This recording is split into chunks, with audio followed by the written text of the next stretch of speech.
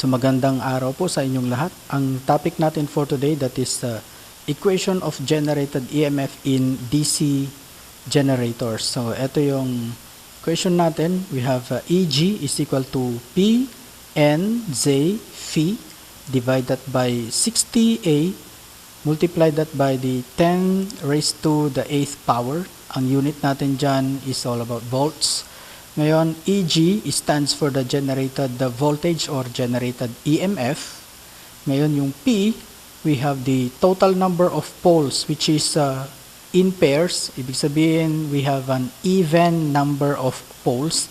And we have N, that is the speed of the rotation of the rotor. That is in terms of RPM or revolutions per minute.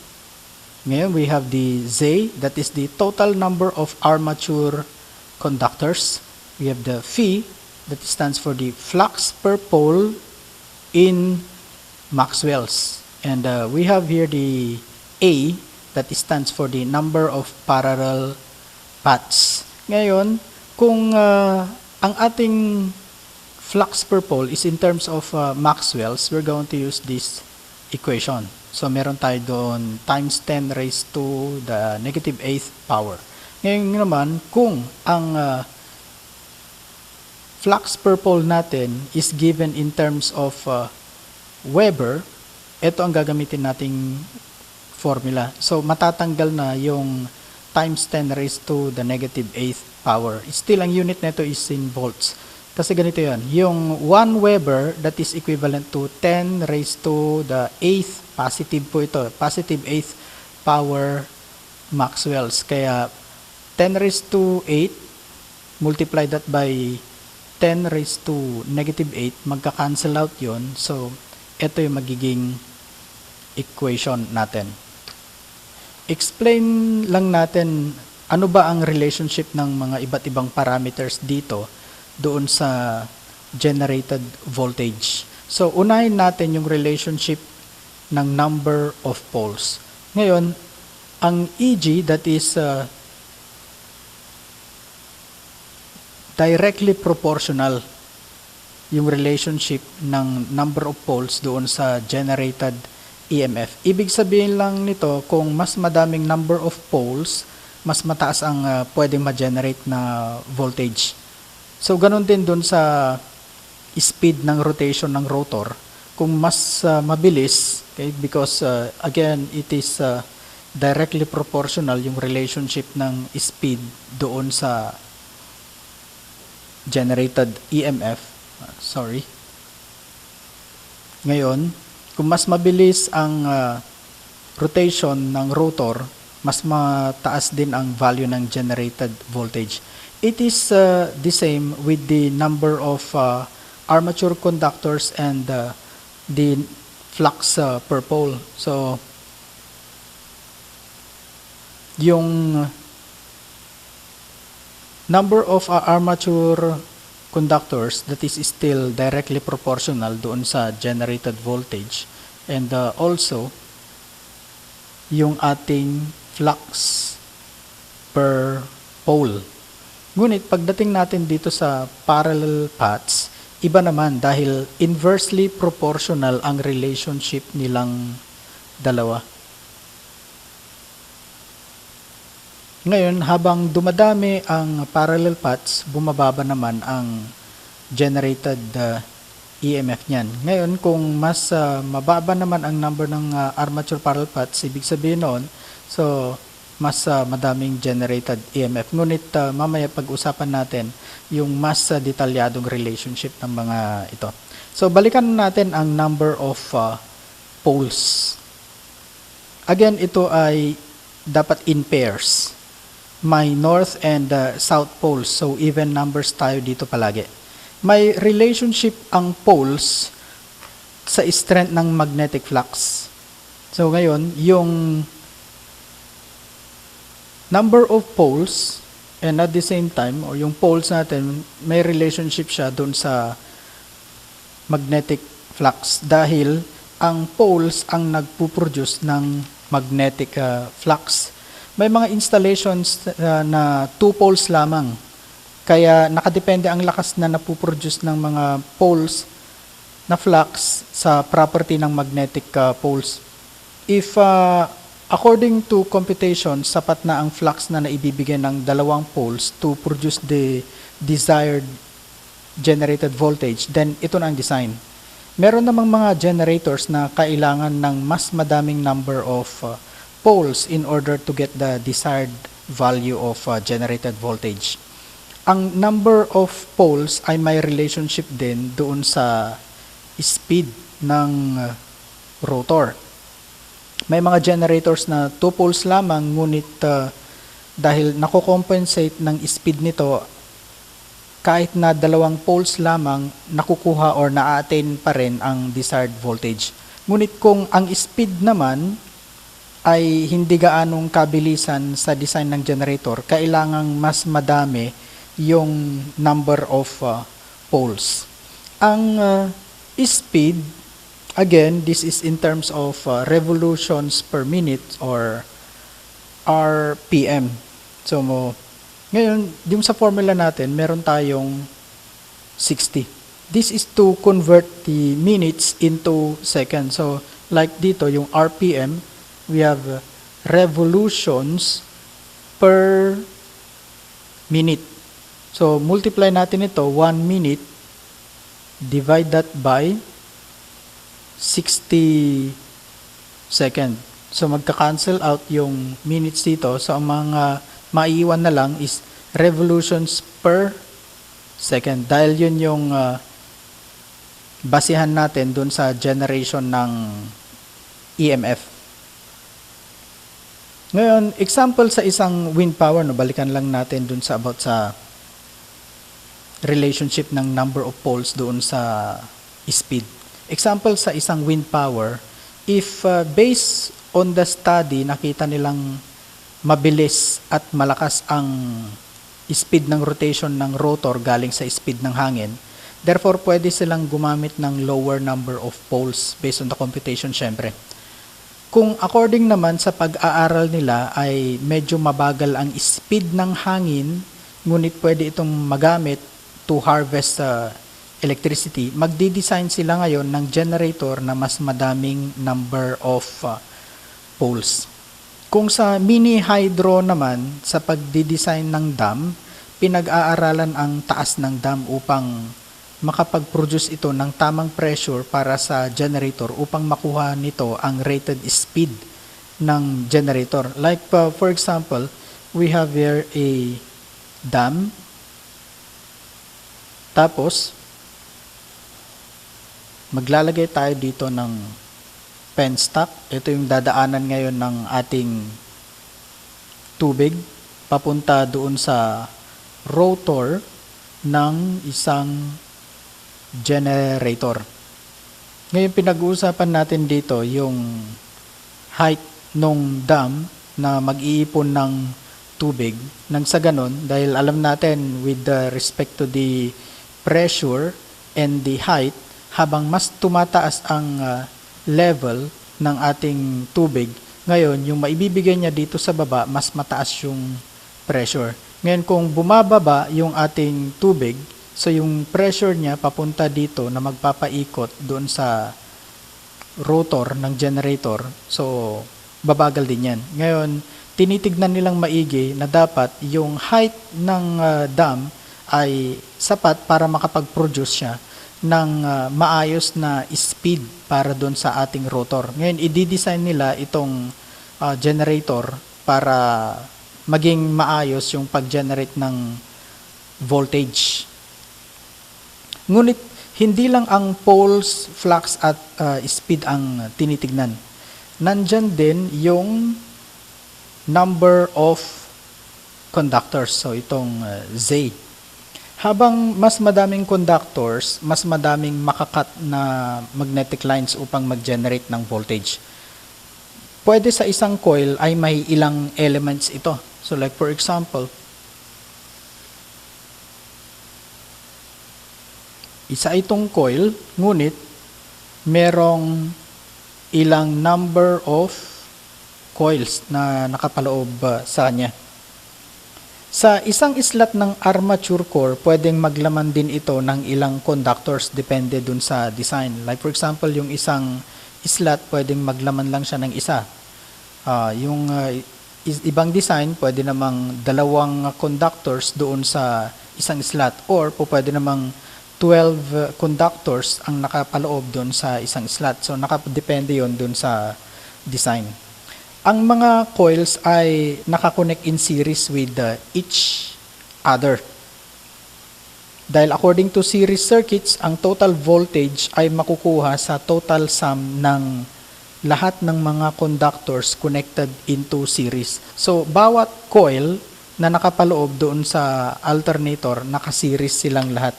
So, habang mas madaming conductors in series, mas mataas naman ang ma-generate na voltage. Kasi alam natin, when it comes to series, yung formula, total voltage is equal to V1 plus V2 plus V3 plus V4 and so on. Ngayon naman, ano naman ang kinalaman ng parallel paths doon sa generator? May minimum of 2 parallel paths ang mga generators. Pwedeng mas madami depende doon sa magiging design. Sa parallel circuits kasi pareho ang voltage ng bawat branch. Identical ang construction nila. So like for example, yung coil, yung madaming coil, they are all connected into series. Ngayon, meron naman tayo ditong another sets of series connected coils and they are connected in parallel. May tinatawag kasi tayong rating sa mga generators. Ito ang capacity ng generator. It is in terms of watts, kilowatts, or megawatts. May mga generators din na rated in kilovolt amperes. Dahil nagdi-deliver ng voltage at kuryente or current ang mga generators. Ang kinalaman ng parallel paths ay hahatiin ang current na ito sa mga branches ng circuit of the armature conductors. Halimbawa, ang generator ay nagdi-deliver ng 100 amperes. So dahil meron tayong dalawang parallel paths, ang mangyayari niyan, each parallel paths will be giving out or delivering 50 amperes each. Kung may 4 parallel paths naman, kasi walang 3 parallel paths, so even numbers pa rin yung mga parallel paths. So like for example, we have here the conductors or armature conductors connected into series. And now, instead of just having 2 parallel paths, meron na tayong 4 parallel paths. Still, sabihin natin na ito ay nagdi-deliver ng 100 amperes. So ngayon, paghahatian ng 4 na parallel paths or yung branches, yung 100 amperes. So magkakaroon tayo dito ng tig 25 amperes na lang. Dahil may kinalaman din ito sa size ng conductors ng mga armature conductors. Habang dumadami kasi ang parallel paths, lumiliit ang size ng mga conductors. Kaya mapapansin ninyo, kung dito, 2 parallel paths lang yan. So, dapat yung ampacity ng mga conductors, kakayanin nila yung 50 amperes. So ngayon, pag dito naman sa 4 parallel paths, dahil yung kuryente na dumadaan dun sa mga sets ng armature conductors, 25 amperes na lang. So ibig sabihin, mas lumiit yung mga armature conductors dito as compared with these 2 parallel paths. At ang maganda noon, kung mas maliliit na yung mga size ng wires natin, hindi na sila ganung mahirapan. Pero dun sa mga malalaking installation ng generators, kinakailangan nating maglagay ng malalaking armature conductors dahil nga sabihin natin hindi lang 100 amperes yung nakalagay doon na kuryenteng hahawakan nila. Ngayon, sa mga mas madaming parallel paths, it indicates na ito ay pwedeng mag-deliver ng mas mataas na kuryente. Like for example, sabihin natin we have another set of 4 parallel paths na generator. Tapos sabihin natin tig 50 amperes ang kayang i-deliver ng mga ito. So we have 50 amperes. So 50 amperes yan, 50 amperes. So ngayon, ang mangyayari, 50 times 4, we have 200 amperes. Sabihin natin, yung size ng conductor dito is the same with the size of the conductors here. Pero yun nga lang, pinagkaiba nila ngayon, mas magdi-deliver na ito ng mas mataas na kuryente. Ngayon, different sila dito sa portion na ito. Dahil sa dito, 100 amperes pa rin ang paghahatian nila. Hindi compared dito, tig 50 amperes yung pwedeng ma-deliver ng mga conductors na rarito. So, pwedeng mababa ang rating ng mga ibang generators naman. Sa mga konti lang ang parallel paths kasi na ginagamit sa low current carrying capacity, may mga generators tayong ina-install sa mga ganong applications. Ngayon naman, magbigay tayo ng mga simpleng ilang examples to use this equation. So we have here an 85 kilowatts 6-pole generator, has an armature containing 66 slots dun sa armature niya, and in each of which are 12 conductors. The armature winding is connected so that there are 6 parallel paths, and if each pole produces 2.18 times 10 to the 6 power Maxwells, and the armature speed is 870 RPM, determine the generated EMF. And tignan muna natin yung mga given. We have the number of poles, that is 6. So ngayon, tignan natin yung speed. Yung speed niya is 870 RPM. And next, we have the conductors. So para makuha natin yung conductors, kasi meron tayong 66 slots. Okay, let's have here 66 slots. Ngayon, per slot, meron siyang 12 conductors. So multiply lang natin ito. 12 conductors per slot. So makakancel out yung slots. So compute natin. We have there 66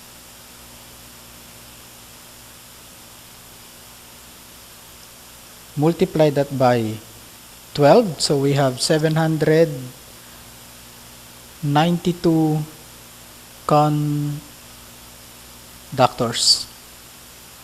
Now let's go to the value of flux. Meron tayo ditong 2.18 times 10 raised to 6. So we have 2.18 times 10 raised to the 6 power Maxwells. Ngayon, let's go to the parallel paths. So, sabi niya dito, yung mga parallel paths niya, it has 6. Then, let's try to substitute in the formula. Again, rewrite natin yung formula. Generated EMF, that is equivalent to PNZ, tapos flux, divide that by 68. And then let's substitute number of poles, that is 6. Then we have the speed, that is 870 RPM. Yan, multiply that by 792 conductors. Tapos yung ating flux, we have 2.18 times 10 raised to the 6th power. So divide natin ito ng 60, multiply that by the number of parallel paths, which is 6. Again, yung ating flux is in terms of Maxwell, therefore maglagay tayo dito ng 10 raised to negative 8. So try nating isolve. So that is 6, multiply that by 870, multiply that by 792 conductors, again multiply that by 2.18 times 10, so that is raised to the 6th power, times 10 raised to negative 8 power, then divide this by 60 times 6. So makukuha natin dito is 250.3512. So unit natin dyan ay volts. Now let's have another example.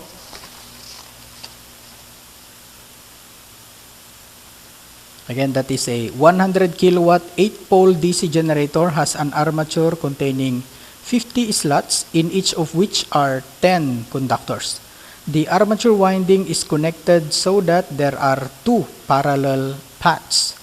If each pole produces 1.5 times 10 raised to 6 Maxwells and the armature speed is 550 RPM, determine the value of the generated EMF. Again, the number of poles, we have 8. Then yung speed is 550 RPM. Number of conductors, again, that kukunin muna natin. We have the 50 slots. Multiply that by, we have 10 conductors per slots. So 10 conductor per slot. Ngayon, meron tayo ditong 500 total number of armature conductors. So, cancel out yung slots. And yung flux natin per pole, we have 1.5 times 10 raised to 6 Maxwells. Then the armature parallel paths, we have 2. Again, para hindi natin makalimutan, let's rewrite the equation. EG is equal to PNZ. We have the flux. Divide this by 60A. Again, meron tayong Maxwells doon sa flux. So, maglagay tayo dito ng 10 raised to negative 8. Substitute natin. The generated EMF is equal to 8. Multiply that by 550 RPM. Now we have the conductors, which is 500, and the flux per pole 1.5 times 10 raised to 6. So divide this by 60 times 2 and multiply this by 10 raised to negative 8 power. So compute natin. We have 8 times 550 times 500 times 1.5 times 10 raised to negative 6. Positive 6 times 10 raised to negative 8, and then divide this by 60 times 2. So, meron tayong 275 volts. Now, let's have another example.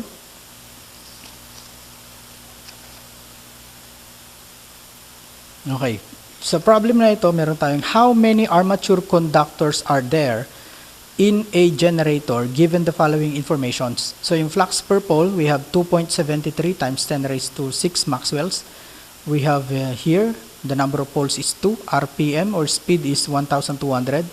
Armature parallel paths is 2 and the generated EMF is 240. So ang hahanapin natin ngayon is the total number of armature conductors. So let's proceed with this one. Rewrite lang natin yung equation. EG is equal to PNZ. Tapos we have the flux.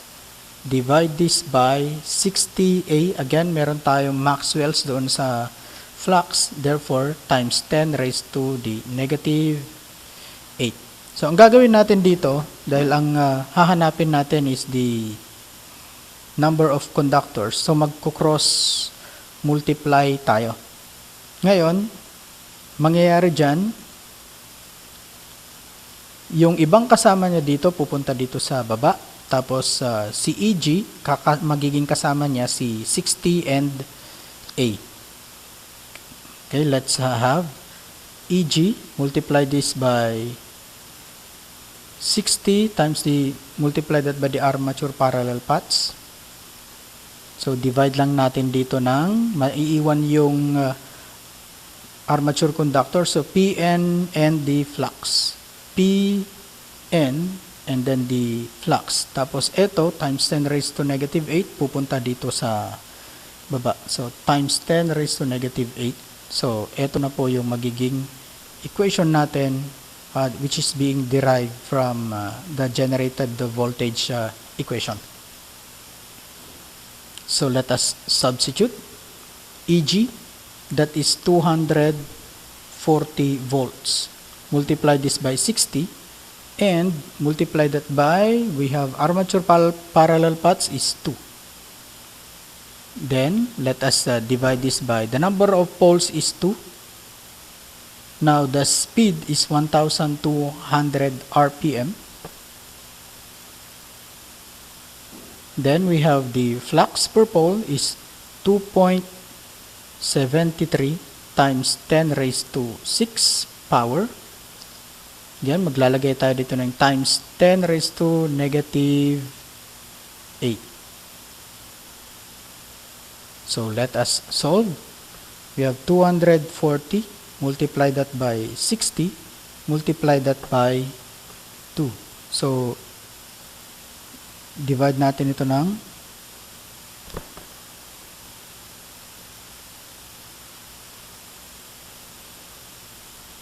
so let's divide this by 2 times 1,200 RPM. So times 2.73, okay, times 10 raised to 6 power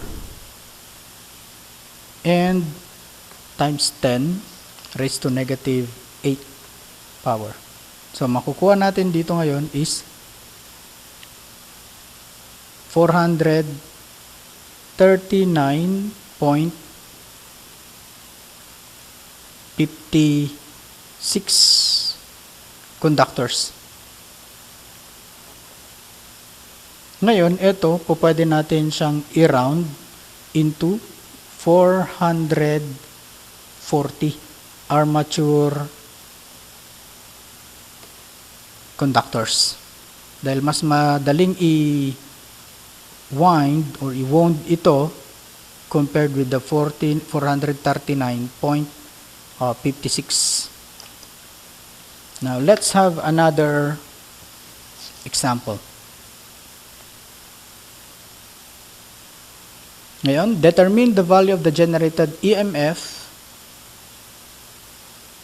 of a 200 kilowatt DC generator that has 6 poles running at a speed of 1,000 RPM containing 1,500 armature conductor, a flux per pole of 0.0176 Weber. So, yung flux per pole natin, it is already in terms of Weber, not already Maxwell's. And has 4 parallel paths. So, lagay lang natin ulit yung P, N, J, tapos yung flux per pole, tapos yung armature parallel paths. Ngayon, yung number of poles is 6. Yung total number of conductors, we have 1,000, yung speed muna. Yung speed is 1,000 RPM. Then the total number armature conductors, we have 1,500. Then the flux per pole, 0.0176 Weber, and 4 parallel paths. Now again, let's rewrite the equation. Maganda nga pag nagre-rewrite tayo ng equation dahil habang nasasana yung kamay natin na sinusulat ito, medyo mahirapan tayo makalimutan to. Mas madali nating matandaan. Okay, substituting the given, we have number of poles is 6, the speed is 1,000 RPM, then the number of conductors is 1,500, and the flux per pole is 0.0176 Weber. So again, wala na dito yung times 10 raised to negative 8 dahil yung unit natin for the flux is in Weber. Now, divide this by 60, multiply that by 4. So, let's try to determine the value of the generated EMF. Again, 6 times 1,000, multiply that by 1,500. Now, multiply that by 0.0176. Divide this by 60. Again, divide that by 4. So, ang value ng generated voltage dito ay 660 volts. Another example. We have a 50 kilowatt generator that has a 4 poles running at a speed of 1,800 RPM, containing 800 armature conductors, a flux per pole of 0.0125 Weber, and has 2 parallel paths, is installed in a plant. Determine the generator's generated EMF. Okay, again, ginagawa natin ito para hindi tayo malito. So the number of pole is 4. Now we have the speed 1,800 RPM, and then we have 800 armature conductors. Yung flux per pole is 0.0125 Weber, and then the armature parallel paths is 2. Again, palagi, rewrite lang natin yung equation, P, N, Z. Then we have the flux all over 60A. Again, wala na yung times 10 raised to negative 8 dito kasi meron tayong Weber in our flux. So, substitute in the equation. We have 4 poles, then 1,800 RPM. Then, the armature conductor is 800, and the flux per pole is 0.0125 Weber. Now, divide this by 60, multiply that by 2.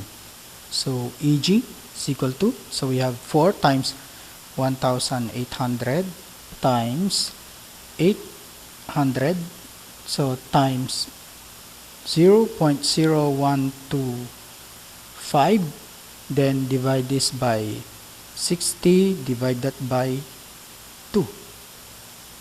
So yung voltage natin dito, generated voltage is 600 volts. So let's have a last example.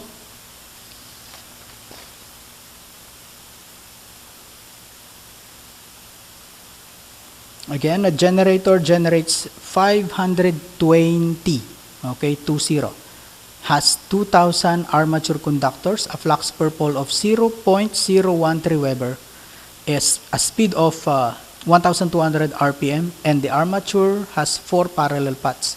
Determine the number of poles. Ngayon, we have the EG. So, ang hinahanap natin yung number of poles. So, N, J, flux, then A. Now, the generated EMF is 520 volts. The speed is 1,200. The armature conductors is 2,000. Then the flux per pole is 0.013 in terms of Weber. And then the armature parallel paths, we have 4. Next, rewrite ulit natin yung equation. EG is equal to PN Z, then flux divided by 60A. Wag lang tayong malito dun sa paglalagay ng times 10 raised to negative 8 dito. Basta tandaan natin, kung Maxwell's yon, merong times 10 to the negative 8. Pero kung Weber naman ang flux per pole, syempre meron tayong, or wala tayong times 10 raised to negative 8. Ngayon, ang gagawin ulit natin, dahil ang hinahanap natin is the number of poles, magko-cross multiply ulit tayo dito. So, itong 60A, pupunta ulit dito sa tabi ng EG. So, EG, multiply that by 60A. Again, divide this by, so bababa itong mga tatlong to, yung number, RPM, number of conductors, and the flux. So, N, Z, and the flux. So, ito na yung magiging equation natin for the determining the number of poles. Ngayon, substituting the given, we have EG is 520 volts. So ngayon, meron tayong 60, and then the armature parallel paths is 4. And then divide this by, we have the speed, which is 1,200, and then the armature conductors, that is 2,000, and then we have 0.013 Weber for the flux per pole. Ngayon, 520, multiply this by 60, multiply that by 4, so divide this by 1,200, divide that by 2,000, divide that by 0.013 Weber. And the number of poles is exactly 4. So if you have hindi to maging klaro sa inyo, balik-balikan lang po ninyo yung mga problem solvings, and gumawa kayo ng mga problem solvings na or maghanap kayo ng mga problem solvings related to these topics, then you try to solve them. So yun lang po. Maraming salamat.